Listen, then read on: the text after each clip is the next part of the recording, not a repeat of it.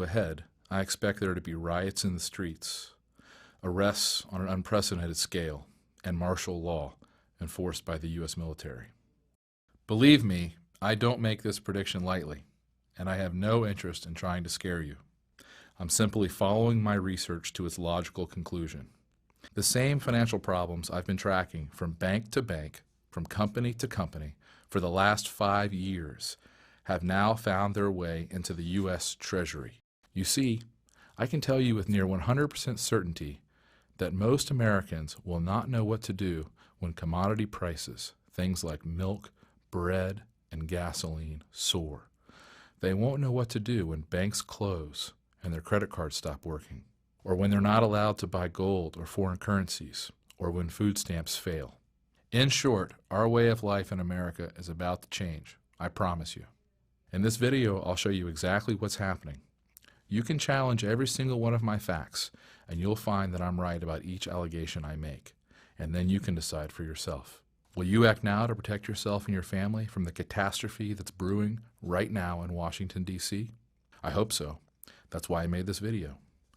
In short, I believe that we as Americans are about to see a major collapse in our national monetary system and our normal way of life. Basically, for many years now, our government has been borrowing so much money, very often using short-term loans, that very soon we will no longer be able to afford even the interest on these loans. Again, I say these things as an expert in accounting and financial research. You may not think things are that bad in the U.S. economy, but consider this simple fact from the National Inflation Association. Even if all U.S. citizens were taxed at 100% of their income, it would still not be enough to balance the federal budget. We'd still have to borrow money just to maintain the status quo. For example, when Fannie Mae and Freddie Mac collapsed in the summer of 2008, the U.S. government responded by simply guaranteeing all of their outstanding debt. Since then, these companies have recorded hundreds of billions of losses, all of which were passed along to the government.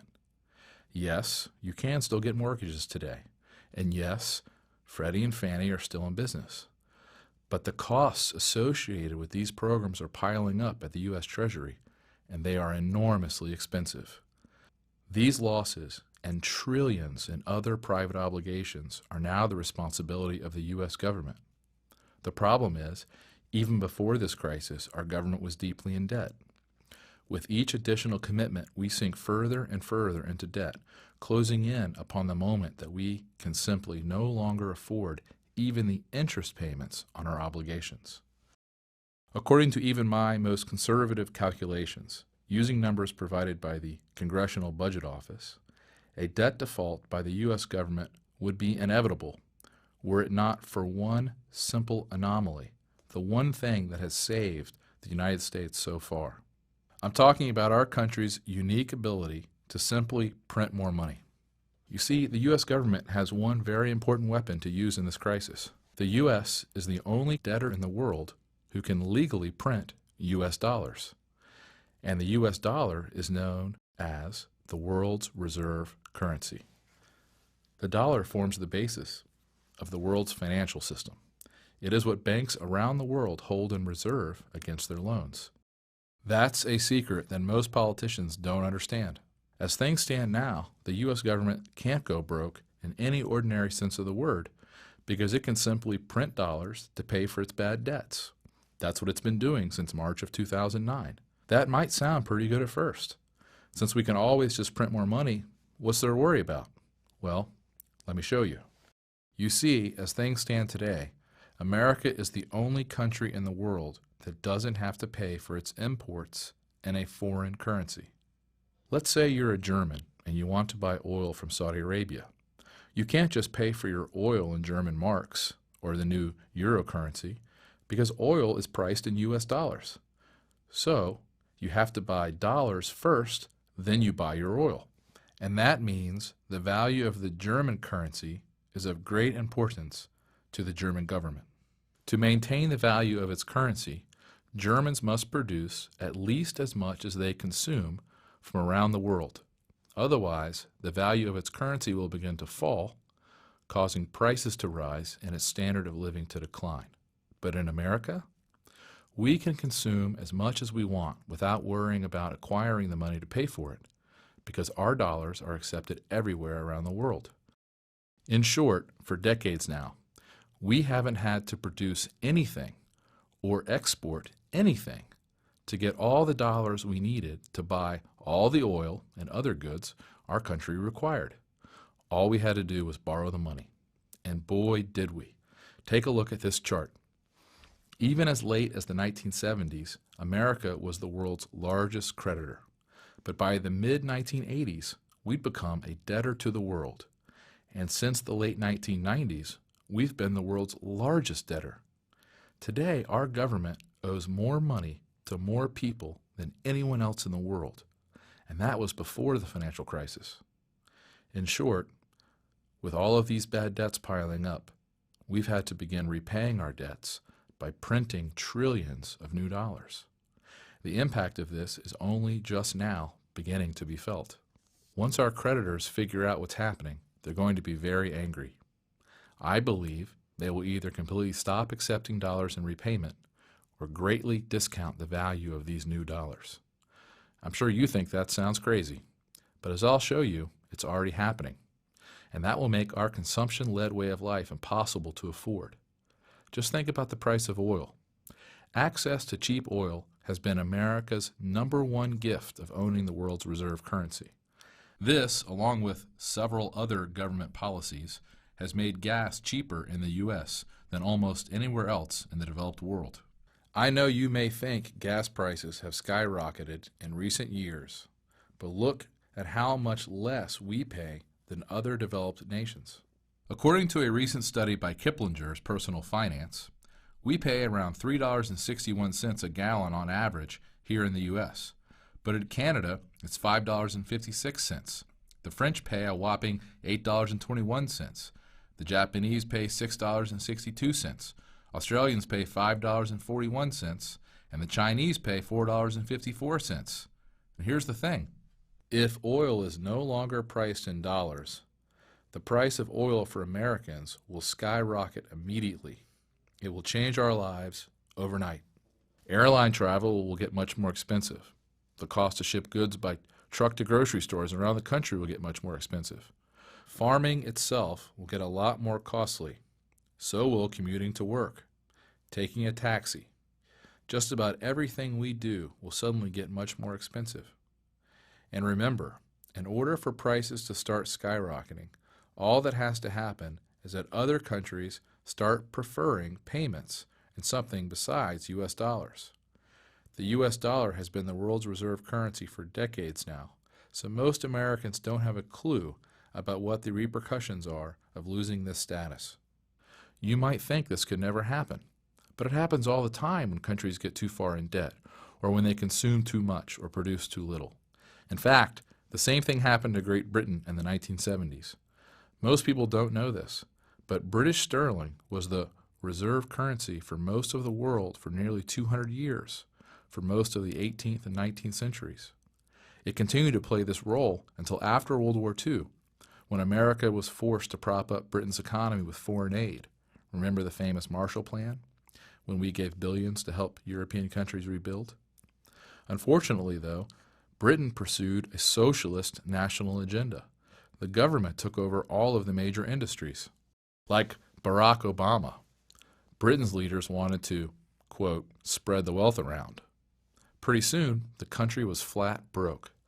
The final straw for Britain came in 1967, when things got so bad the Labour Party, which is the socialists, decided to devalue the British currency by 14% overnight. They believed this would make it easier for people to afford their debts. In reality, all it did was make anyone holding British sterling 14% poorer overnight.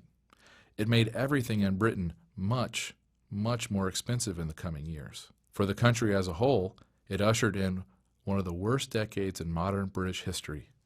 Most Americans don't know anything about Britain's winter of discontent in the late 1970s, when the government put a freeze on wages. There were continuous strikes in nearly every sector: grave diggers, trash collectors, even hospital workers. Things got so bad at one point that many hospitals were reduced to accepting emergency patients only. In 1975, inflation in Britain skyrocketed to 26.9% in a single year. The government also imposed what was known as the 3-day week in 1974. In short, businesses were limited to using electricity for only 3 specified consecutive days each week, and they were prohibited from working longer hours on those days. Television companies were required to cease broadcasting at 10:30 p.m. to save electricity. Imagine, Britain was a global superpower for 150 years, but when they started intentionally devaluing their currency, things went straight downhill. Maybe you don't think something similar can happen here, but I'm telling you, it's already underway. In fact, the exchange value of the U.S. dollar has plummeted in the past year. Look at this chart. From June 1st of 2010 to June 1st of this year, the U.S. dollar has plunged 12%. That's a huge move in the currency world. In short, people are quickly losing faith in the U.S. dollar. What happened to the British currency is now happening to the U.S. dollar. Not only will the price of gas, oil, and other commodities skyrocket in America, almost everything we consume will immediately get more expensive. All the clothing, furniture, and household goods we import from China, all the food we get from Central and South America, all the electronics, television, computers, and cars we get from Asia and Europe. In fact, it's happening right now before our eyes.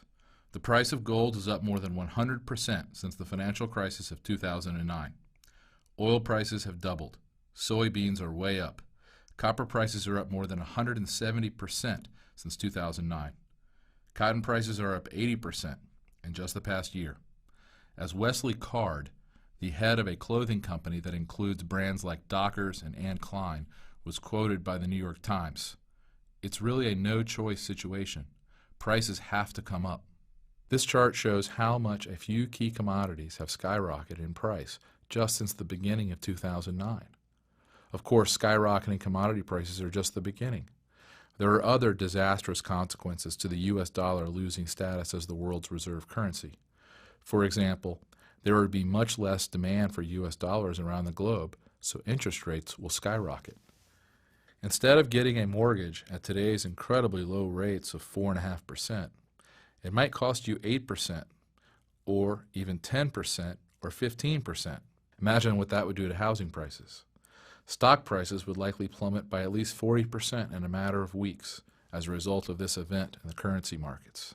It will cost every American business a lot more money for supplies and materials.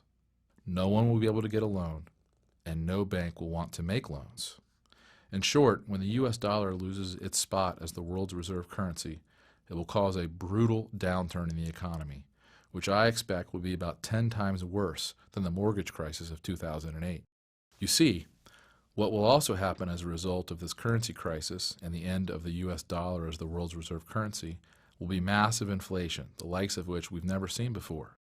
When everyone is trying to get rid of their dollars, the government is printing more and more to pay debts, and no one wants to own them, the crisis will reach epic proportions. It's all coming to a head soon, much sooner than people think.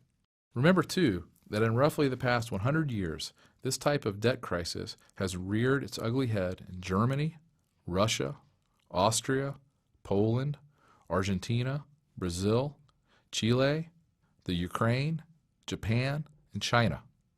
I believe it will soon happen right here in the United States. Don't believe me?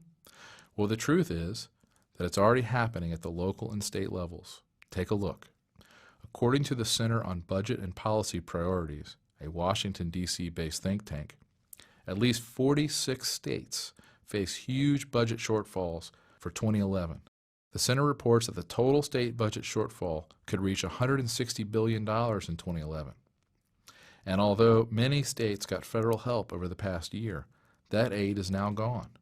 The CBS News program 60 Minutes ran a story on this crisis in recent weeks and reported that, quote, "There is a financial crisis looming involving state and local governments. The states have collectively spent nearly $500 billion more than they collected in taxes. There is also a $1 trillion hole in their public pension funds." So, what are these desperate governments trying to do? You won't believe their proposals. The state of Arizona, for example, announced in early 2010 that it is selling $735 million worth of government-owned buildings, but will still occupy them by paying a 20-year lease. The government is selling the legislative buildings, the House, the Senate, the state Capitol Executive Tower, the state fairgrounds, even prisons. In California, the state has taken the radical step of opening its prison doors and releasing thousands of inmates. About 11% of the state budget goes to the penal system. That's more than they spend on higher education.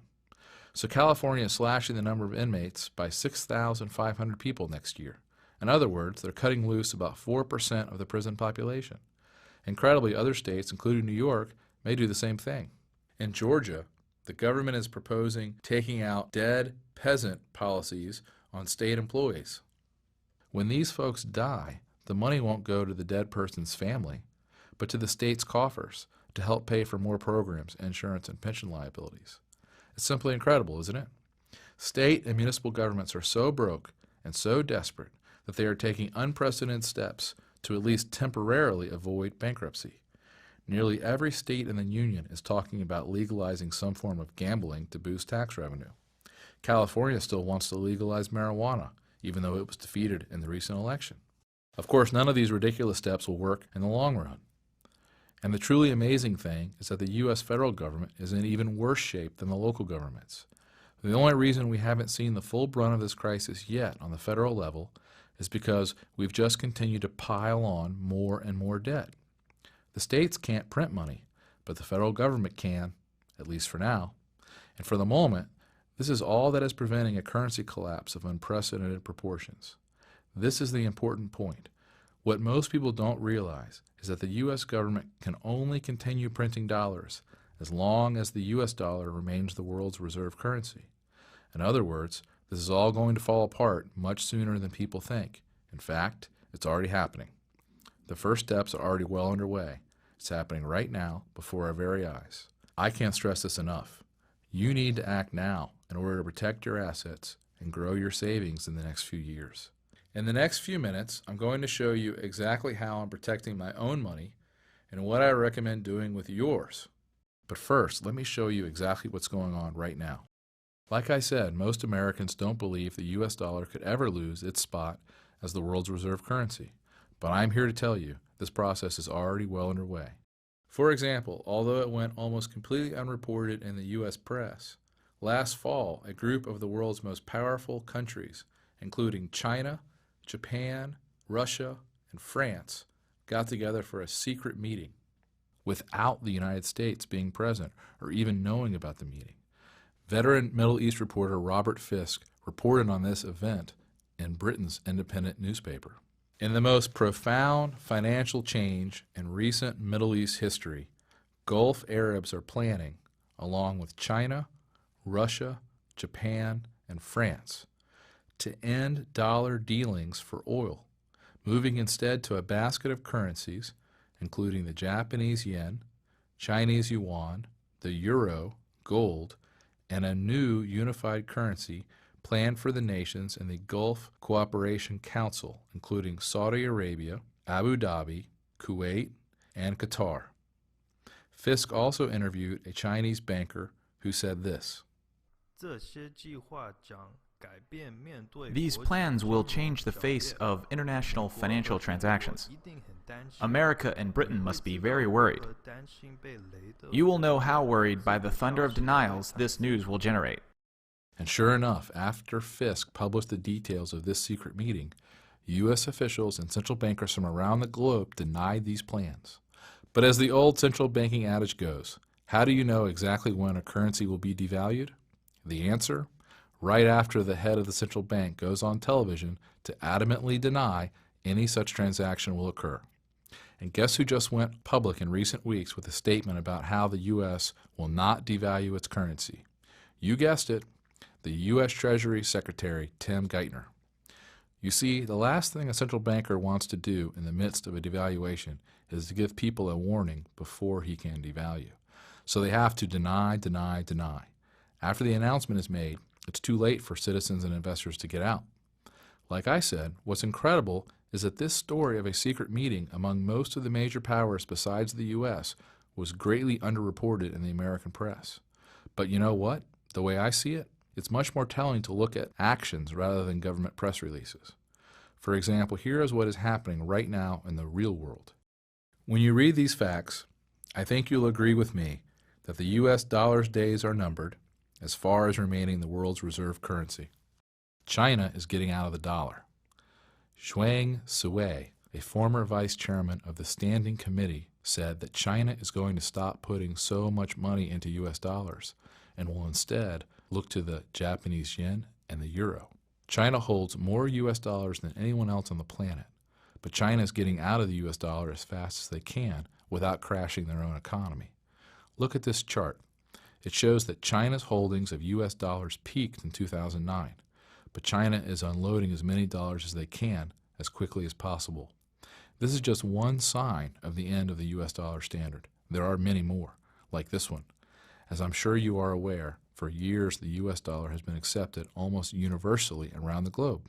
Heck, many times when I've traveled, I never even bothered to convert to the local currency because I knew everyone would take my dollars.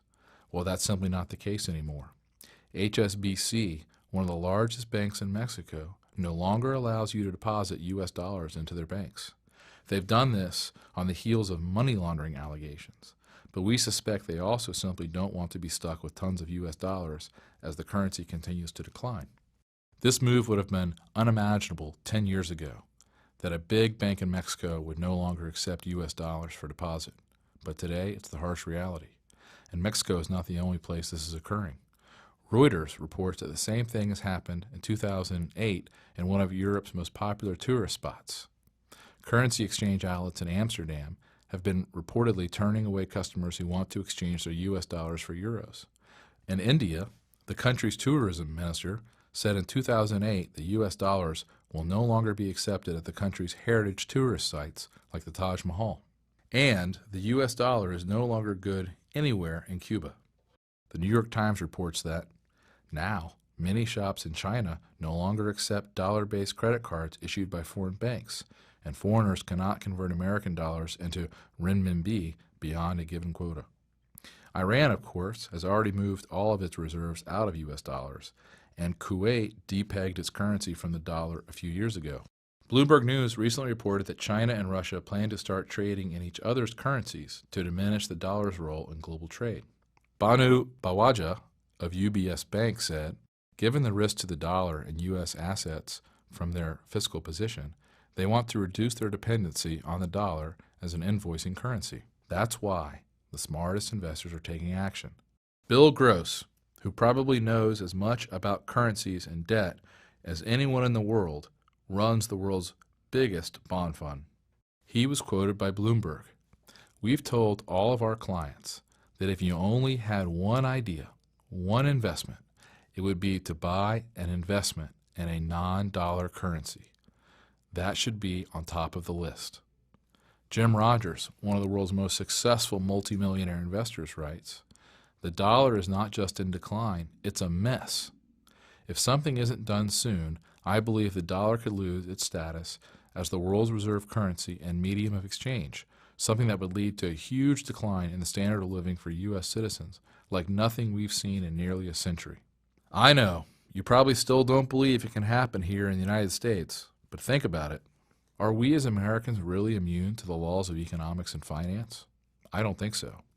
And every circumstance I know of in which a government has tried to inflate its debts away has ended in disaster. It will happen here too. As Jim Rogers says, history teaches us that such imprudent monetary and fiscal behavior has always led to economic disaster. This is why World Bank President Robert Zoellick, in a speech at the School for Advanced International Studies at Johns Hopkins University, recently said, the United States would be mistaken to take for granted the dollar's place as the world's predominant reserve currency. Looking forward, there will increasingly be other options to the dollar. And this is why the International Monetary Fund recently published a paper calling for a new global world currency.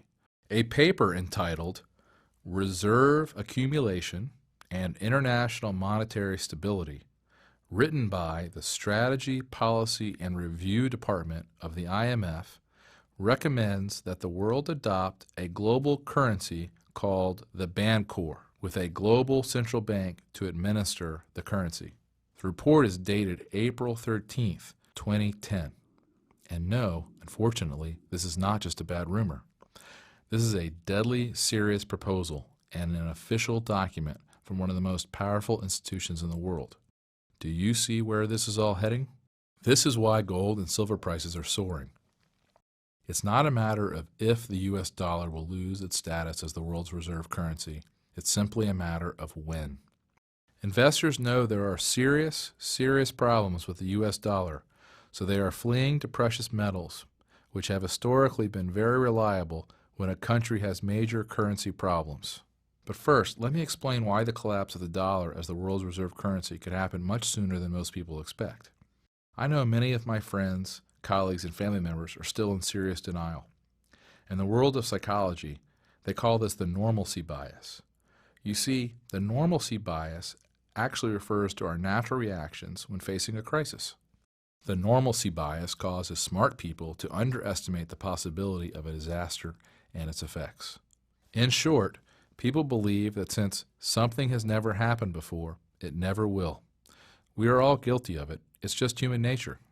The normalcy bias also makes people unable to deal with a disaster once it has occurred.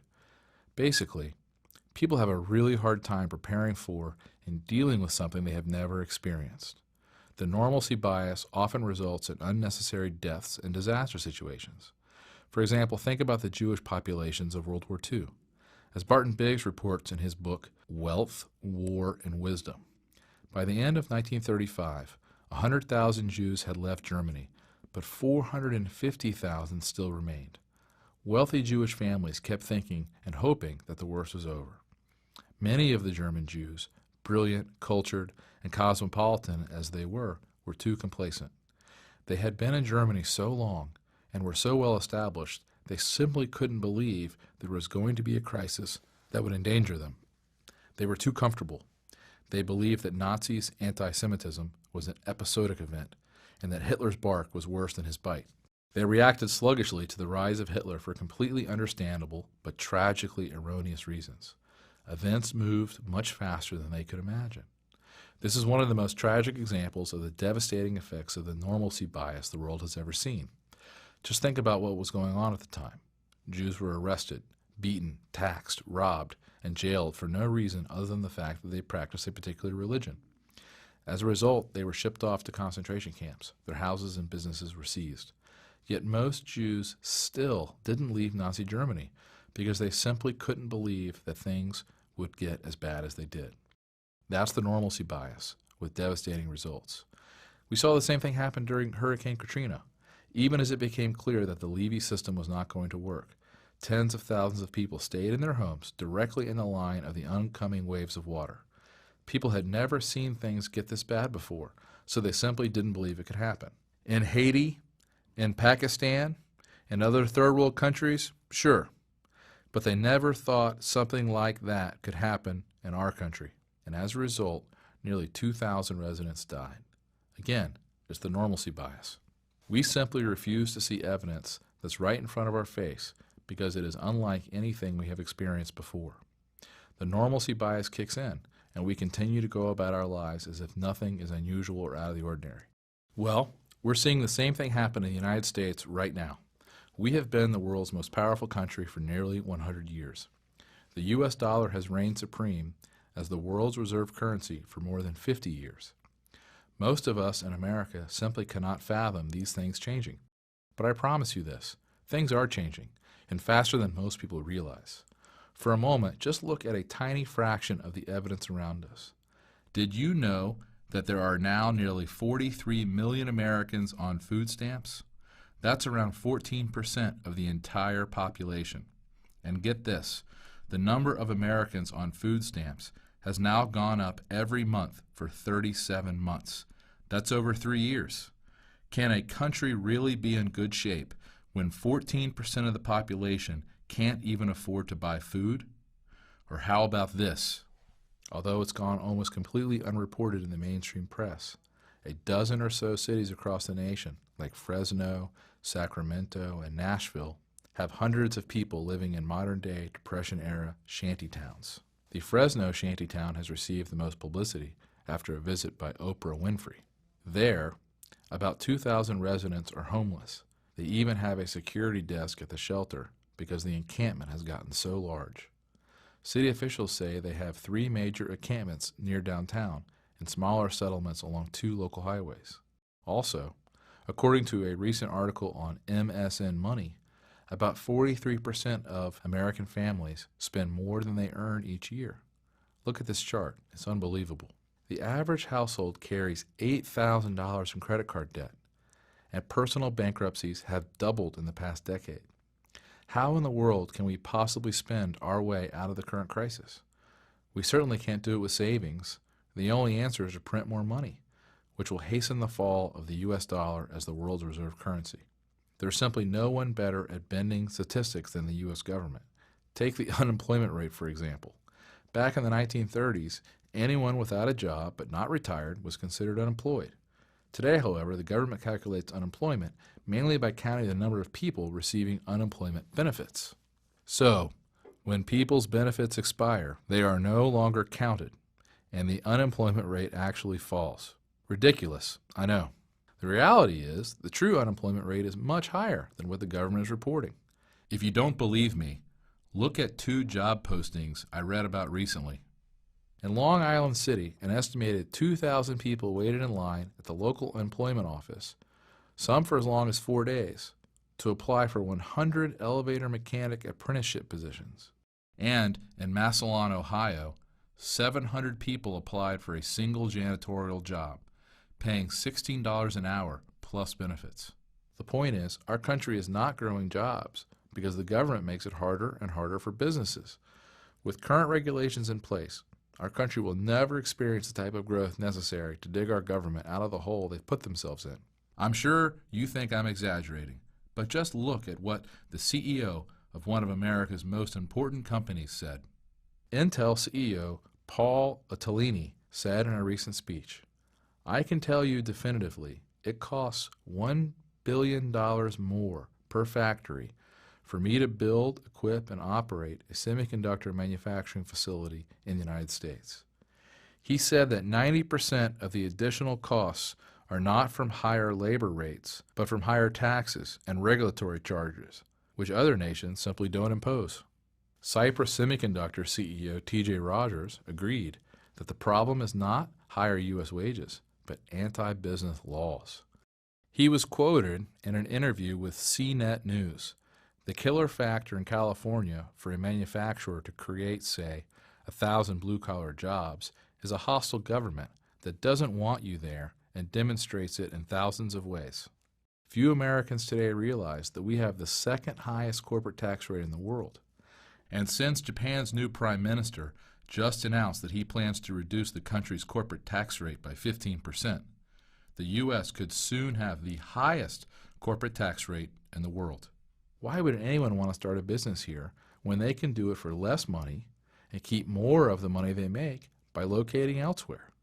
It's just another good reason to avoid the U.S. dollar. The point is, the cards are seriously stacked against us. This looming currency crisis is inevitable. Almost every state in the country is on the verge of bankruptcy. We have borrowed an impossible amount of money, which we will never be able to pay back. Our economy is an absolute mess. Taxes are sky high already, and will certainly go much higher over the next few years. And nearly all of the world's major financial players are preparing for an alternative to the U.S. dollar as the world's reserve currency. To me, it is so obvious that we are about to experience a serious currency crisis that I can't believe people can deny this reality with a straight face. Again, if you don't believe a currency crisis is coming, just take another look at the price of gold and silver compared to the U.S. dollar over the past decade. It's obvious that smart investors want to hold gold and silver, not U.S. dollars. Anyone with any sense or basic understanding of economics can tell the U.S. dollar is doomed, and it's going to have major repercussions, which the average American has not yet even considered. Here are the specific steps you should take. Step number 1. Get some of your money beyond the reach of the U.S. government. It's perfectly legal and a lot easier than you think. I know you probably don't believe me when I tell you that the U.S. government is going to implement policies to save itself, which are unimaginable right now. But remember, desperate governments will do very desperate things. That's why they outlawed the ownership of gold 80 years ago. That's why they are already talking about nationalizing automatic 401k and retirement plans, and why it might soon be against the law to open a foreign bank account or to move your money overseas without paying outrageous taxes. Step number 2, how to acquire the world's safest assets, which are likely to perform best during this period. What I'm talking about here is buying as much gold and silver as you can reasonably afford. I know, gold has had a huge run, jumping more than 400% in the past decade. But believe me, when the U.S. dollar loses its status as the world's reserve currency, this early run is going to be a mere afterthought. I will be surprised if gold does not reach $5,000 or $6,000 an ounce in the next few years. The smartest money managers in the world, people like George Soros, David Einhorn, and John Paulson, have all recently taken huge positions in gold. And I think you are crazy not to do the same. And what about silver? Well, I believe silver will serve a unique role during this currency crisis. Let me explain. For most of recorded history, the price of gold has been around 16 times the price of silver. This ratio, the so-called silver ratio, has fluctuated from time to time based on silver discoveries and attempts by governments to regulate the silver to gold ratio.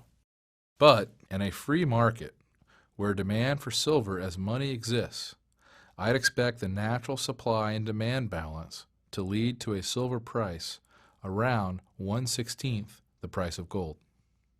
Based on the historical ratio, with the price of gold around $1,500, the price of silver should be over $90. It's not, of course. Today, silver is trading around $34. Today, then, gold is selling for more than 44 times the price of silver. What explains the difference between hundreds of years of history and today? Why is silver still so cheap relative to gold? When silver is demonetized, as it is now, meaning it's not being used for money, but just for industrial purposes, supplies soar as people sell silver for gold and other currencies. On the other hand, during periods of monetary crisis, demand for silver as money pushes the silver ratio heavily in silver's favor. For example, the ratio returned to its historic range during World War I. It happened again in the early 1970s when Nixon abandoned the gold standard. It also happened most famously in 1979-1980, when it seemed as if America was really entering a serious money crisis. Most people don't know this, but silver is actually the best performing asset of this century, not gold. As my multimillionaire friend and currency expert Chris Weber pointed out, gold has risen from $256 to $1,500 since 2001. That is a rise of over 500%. Silver has risen from $4.02 to $34. That is a rise of 845%. In short, silver is the best hedge against a money crisis. As the dollar fails, silver will once again be in demand as money. And as this demand materializes, the free market price of silver will likely return to around 1/16 the price of gold. When gold hits $2,000 an ounce, assuming the price of gold is 16 times the price of silver, silver should be worth about $125 per ounce. And my friend Chris Weber believes silver will likely hit $187 an ounce. If that happens, you could make gains of around 450% if you invest at today's prices. Remember, the government is not going to save you. You can either let things happen to you, or you can take a few simple steps and take charge of your family's fate.